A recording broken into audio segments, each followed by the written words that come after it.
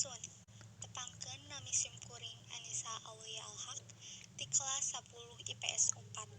Simkuring bade nyaritakeun hiji dongeng anu judulna Gagak Hayang Kapuji.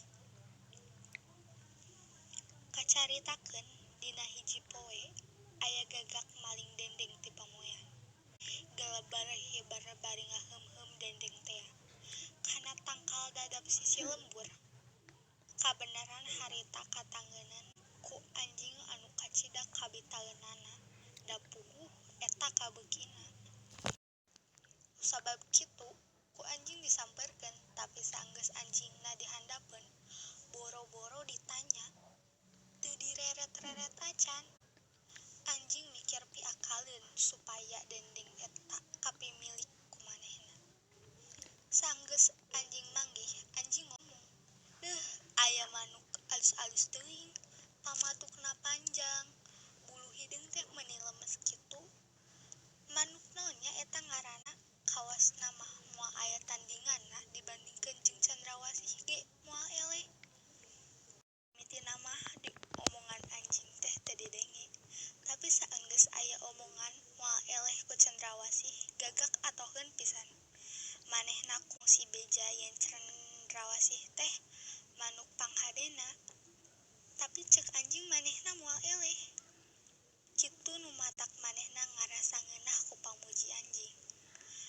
Malah ceuk pikirna deui asa hayang ngabagi dendeng jeung anjing, ngan kusabab hese meulahna kahayangna teu kalaksanakeun.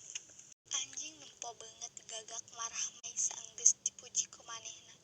Ceuk pikirna pasti usahana hasil. Ceuk pikirna deui, naon hesena muji-muji keur ngahontal kahayangna. Kusabab kitu pok deui anjing. Lamun daekeun mah hayang nyobat jeung manuk nu sakitu lucuna. Ngan rumasa sorangan mah satohina. Saumur-umur kudu ngadunungan, sare digolodog, rajin manggihakanneun oge pasesaan. Tapi najan teu bisa nyobat oge manuk lucu, atuh ngadenge-ngadenge sorana. Meureun moal panasaran teuing ngadenge pamuji anjing nu sakitu ngeunahna. Gagak poho keur ngaheum-heum dendeng. Ngan ngongwe disada. Atuh barang eungap pamatukna pluk we dendengna atuh murag. Anjing gancang nyantok dendeng anu murag eta tuluy dihakan dinu bala.